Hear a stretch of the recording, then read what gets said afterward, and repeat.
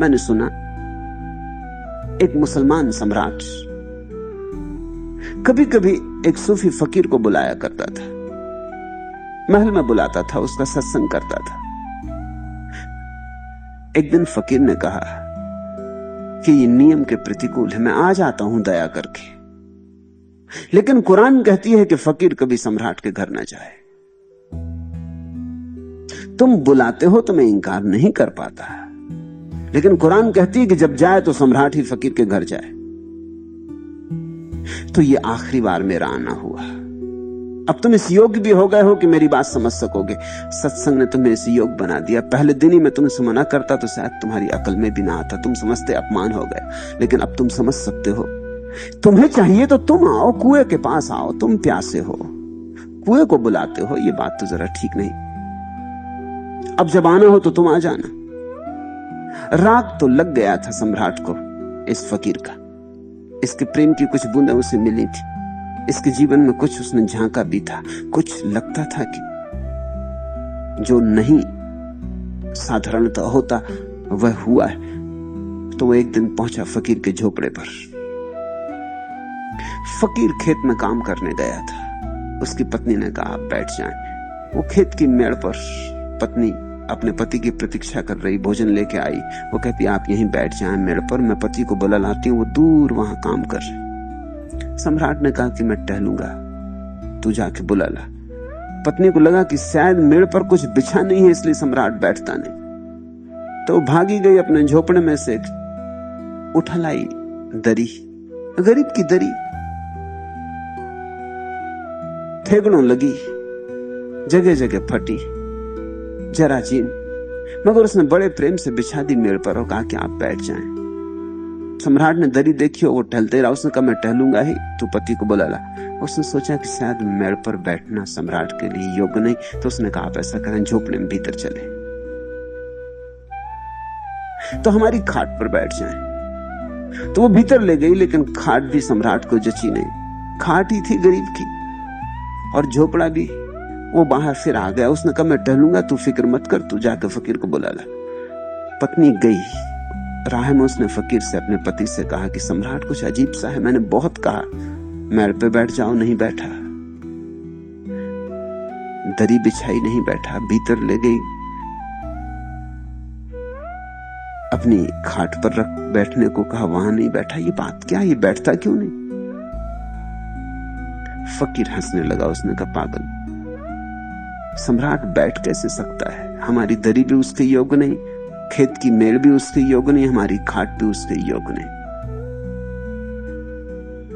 और फिर फकीर हंसने लगा। उसकी पत्नी ने कहा आप हंसते क्यों? उसने कहा यही तो सारे मनुष्य के जीवन की कथा है कि हमारा मन कहीं बैठता नहीं, क्योंकि मन है सम्राट। कभी तुम दुकान पे बिठाना चाहते हो, नहीं बैठता। कभी तुम किसी की देह में बिठाना चाहते हो, नहीं बैठता। ये तो बैठेगा ही नहीं जब तक परमात्मा ना मिले। ये सम्राट है, ये परमात्मा मिले तो ही बैठेगा, और परमात्मा मिल जाता तो ऐसा बैठ जाता है, हिलता ही नहीं, डुलता ही नहीं, सब कंपन खो जाते। कह रहे हैं पलटू, चाला जात वसंत कंतना घर में आए। अभी वो मालिक न तो तुमने बुलाया न घर में आया, और ये वसंत के जाने के दिन भी करीब आ गए। ये पागलपन है, ये पागलपन छोड़ो। धृग जीवन है तोर कंत बिन दिवस कमाए। और जीवन में अगर कोई भी एक पाप हो सकता है तो यही है कि उस परम प्यारे के बिना कोई जीवन बिताए। धृग है जीवन तोर, तेरा जीवन व्यर्थ है, व्यथा, किसी मूल्य का नहीं, निरर्थक। अभागा है तू, क्योंकि और कोई दुर्भाग्य नहीं है जगत में बिना परमात्मा के जीवन बिताना। ये ऐसे ही जिन्हें बिना जो रोशनी का दिया, ऐसा ही। ये ऐसा ही है जैसे कि गर्मी में सूख गई सरिता, रेत ही रेत का पाट है, जल की जरा भी धार नहीं। ये ऐसा ही है जैसे एक मरुस्थल जहां न कभी वृक्ष उगते, न फूल लगते, न पक्षी गीत गाते, जहां वसंत कभी आता ही नहीं। परमात्मा के बिना जीवन रस विहीन। रसो वैसा, परमात्मा रस रूप है। उसे बुलाओगे तो रस लिप्त हो जाओ। उसके बिना सूखे सूखे ही रहोगे। उसके बिना आंखें गीली ना होंगी, न हृदय गीला होगा। उसके बिना गीत नहीं उठेगा, उसके बिना समाधि नहीं, उसके बिना समाधान नहीं। और ख्याल रखना, ये जो परमात्मा का प्रेम है, ये तुम्हारे सांसारिक प्रेम के विपरीत नहीं है, इससे ऊपर जरूर है, इसके विपरीत नहीं। ये संसार के प्रेम में भी तुम इसलिए पड़ गए हो कि परमात्मा की तुम्हें तलाश, टटोल रहे हो। जैसे एक अंधा आदमी अंधेरे कमरे से बाहर निकलना चाहता तो टटोलता, हाथ से टटोलता या लकड़ी से टटोलता, कभी दीवार टटोलता, कभी खिड़की टटोलता, कभी कुर्सी टटोलता। रास्ता खोज रहा है, दरवाजा खोज रहा है। दरवाजा खोजना चाहता है इसीलिए टटोलता है। तुम्हारा जो सांसारिक प्रेम है वो परमात्मा के लिए ही तुम्हारा टटोलना है। कभी स्त्री को टटोलते, कभी पुरुष को टटोलते, कभी पति को, कभी पत्नी को, कभी बेटे को, कभी मित्र को, कभी यहां वहां, लेकिन तुम टटोल परमात्मा के लिए रहे हो। कभी तुम्हारी टटोलती हुई लकड़ी दीवार से लगती तो तुम थोड़ी देर बाद हट जाते क्योंकि यहां तो दीवार है। कभी कुर्सी से टकराती तो तुम हट जाते क्योंकि यहां तो कुर्सी है। ऐसे ही धीरे धीरे सारे संसार में टटोलने के बाद दरवाजा मिलता है। ये संसार परमात्मा की खोज का ही अंग है। जमजमा साज का पायल के छनाके की तरह, बेहतर अज सोर से ताकुसो अजाहें साकी। भक्तों ने कहा है कि अजान की आवाज और शंख की आवाज, इससे भी ज्यादा प्यारी आवाज है संगीत की, प्रेम की, रस की। जमजमा साज का पायल के छनाके की तरह, वो जो पायल की छनकार है, उसमें जो संगीत है, वो कहीं ज्यादा मूल्यवान है अजान रूखी सूखी अजान से। वो जो पायल की छन छन है, वो कहीं ज्यादा रसिक है, ज्यादा जीवंत है मंदिर के शंख की सूखी साखी आवाज के मुकाबले। क्यों? क्योंकि मंदिर के शंख की आवाज जीवन रहित है और अजान भी जीवन रहित है। तुम जिस जीवन में जो खोज रहे हो, तुमने अपने बेटे को जिस नजर से देखा है, या अपनी बेटी को, या अपने भाई को, या अपनी प्रेयसी को, तुमने जिस प्रेम की नजर से अपनी प्रेयसी को देखा है, वही नजर काम आएगी। उसमें ही असली बात छिपी। ऐसा समझो कि एक मंदिर में तुम खड़े हो और आग लग जाए और तुम्हारा बेटा भी मंदिर में, तो तुम मूर्ति बचाओगे कृष्ण की कि अपने बेटे को बचाओगे?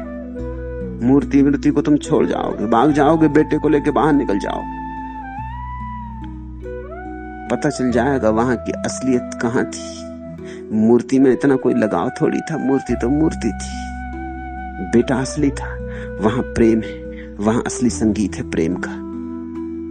भक्त कहते हैं इसी प्रेम के संगीत को ऊपर उठाना, इसी को ऊर्ध्वगामी करना है, इसी को परमात्मा की तरफ लगाना है। शंखों की आवाज से काम नहीं होगा, हृदय की आवाज, अजान से काम नहीं होगा।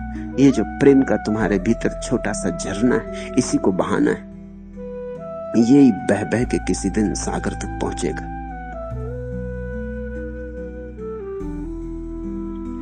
दृग जीवन है तोर कंत बिन दिवस गमाए, गर्व गुमानी नारी फिरे जोबन की माती। और फिर भी तुम कैसे पागल हो, बड़े अहंकार में आकड़े फिर रहे हो। गर्व गुमानी नारी फिरे जोबन की माती, और अपने यौवन पे बड़े इतरा रहे हो, अपने बल पर, अपनी शक्ति पर, अपने सौंदर्य पर, अपने रूप पर, अपने रंग पर बड़े अकड़ रहे हो। और तुम्हें ये पता नहीं है, चाला जात वसंत, ये तो चला, ये तो जा ही रहा है, ये तो तुम्हें पता भी नहीं चलेगा, सोए सोए निकल जाएगा। ये कब हाथ से निकल जाएगा तुम्हें पता नहीं चलेगा। इस पे तुम इतने गर्वाओ मत, इस क्षणभंगुर पर इतने मत अकड़ो। गर्व गुमानी नारी फिरे जोबन की माथी। भक्तों के लिए तो सभी स्त्रियां हैं, पुरुष तो एक परमात्मा है। इसलिए नारी, गर्व गुमानी नारी फिरे जोवन की माथी। तुम अपनी अकड़ में ही, यौवन की, सौंदर्य की अकड़, रूप की अकड़, इसमें ही मदमाते फिर रहे हो। यही शराब पिए, यही नशा तुम पर चढ़ा है।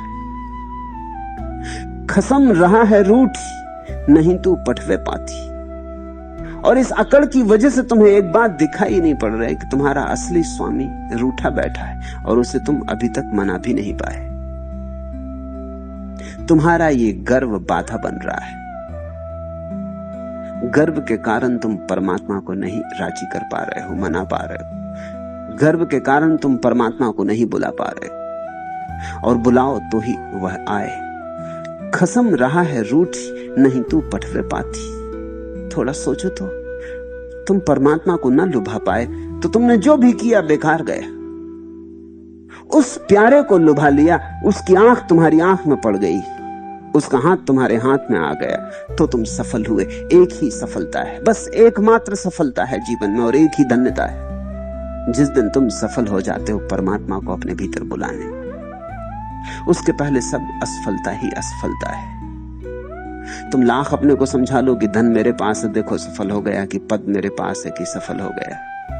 ये धोखे, ये सब धोखे मौत तोड़ देगी। जब वसंत जाएगा तब तुम अचानक पाओगे सूख गई देह, झड़ गए हरे पत्ते, फूल अब नहीं खिलते, पक्षी अब डेरा भी नहीं डालते, अब न कोई गीत है न कोई गान है, सब गया, अब बस मौत से ही पहचान है।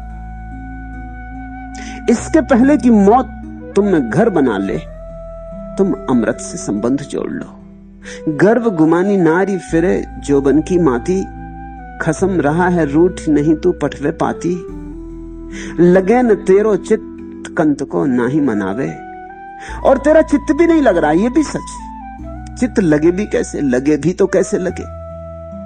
सम्राट बैठेगा तो उसके योग्य आसन चाहिए, और तुम्हारा चित्त भी परमात्मा के पहले कहीं लग नहीं सकता, वहीं बैठता है बस। ये चित्त का पंछी वहीं बैठता है, और कोई जगह नहीं बैठता, इसे और कोई जगह सुहाती नहीं। कभी तुम कहते हो इस ढेर पे बैठ जा, धन का ढेर, मगर ये उसे कचरा है। कभी तुम कहते हो पद पे बैठ जा, ये भी उसके लिए कचरा है। तुम उसे लाख तरह के खिलौने देते हो, लेकिन वह हर खिलौने से ऊब जाता, और एक दिन हर खिलौने को छोड़ देता, वो कहता असली लाओ। और इसलिए चित्त बेचैन। तुम शायद सोचते हो कि चित्त की बेचैनी कोई बीमारी है, तो तुम गलत ख्याल में हो। मेरे पास लोग आते हैं, वो कहते हैं कि कुछ ऐसा करें कि हमारा चित्त शांत हो जाए। मैंने कहा इसी अशांत चित्त में तो थोड़ी आशा है, अगर ये शांत हो गया तो तुम गए। इसका अशांत होना सौभाग्य है।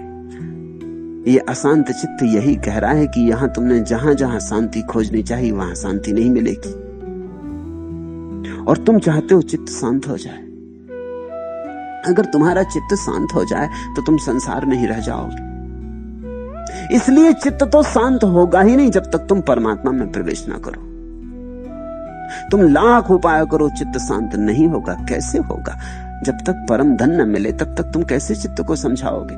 चित्त को लगता ही रहता मैं भिखारी, निर्धन, भूखा, क्षुधा, पीड़ित, तड़फ रहा, और चित्त कप रहा है। ये चित्त का कंपन तुम्हारा सौभाग्य है, इसे दुर्भाग्य मत समझो।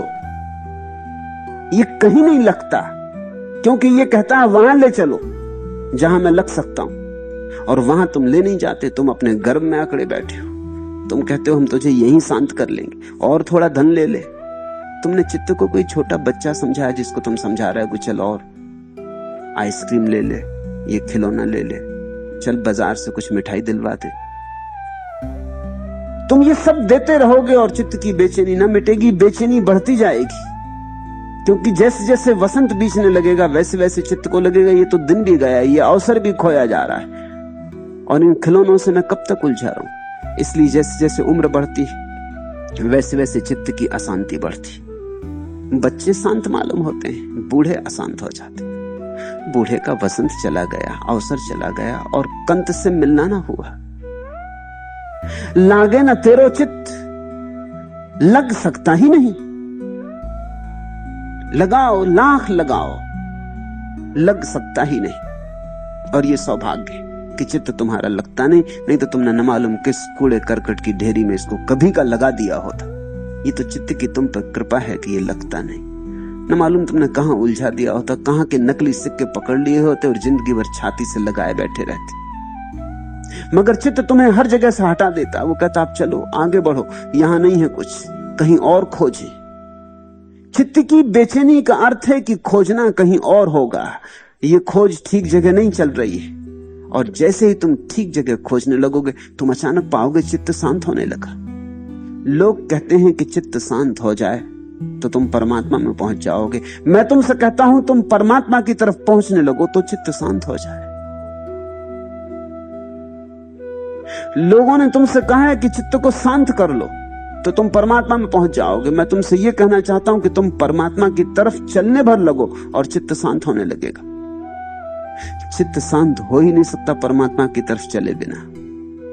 उसकी तरफ चलने से ही शीतलता बढ़ती है, उसकी तरफ चलने से ही बेचैनी अपने आप कम होने लगती है, उसकी तरफ चलने से ही भीतर भरोसा आने लगता है कि अब ठीक दिशा मिली, अब घर की तरफ चले। लगे न तेरो चित्त कंत को ना ही मनावे।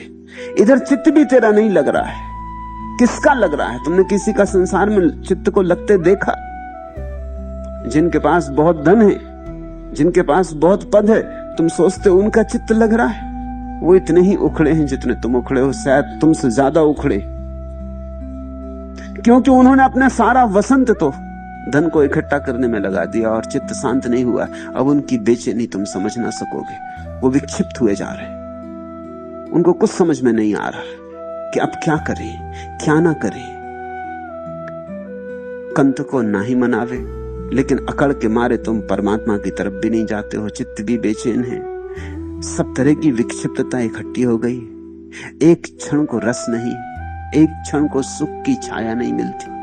भागे जाते हो धूप ही धूप, आपादापी, महत्वाकांक्षा, और इकट्ठा, इतना कर लिया, उससे कुछ नहीं मिला।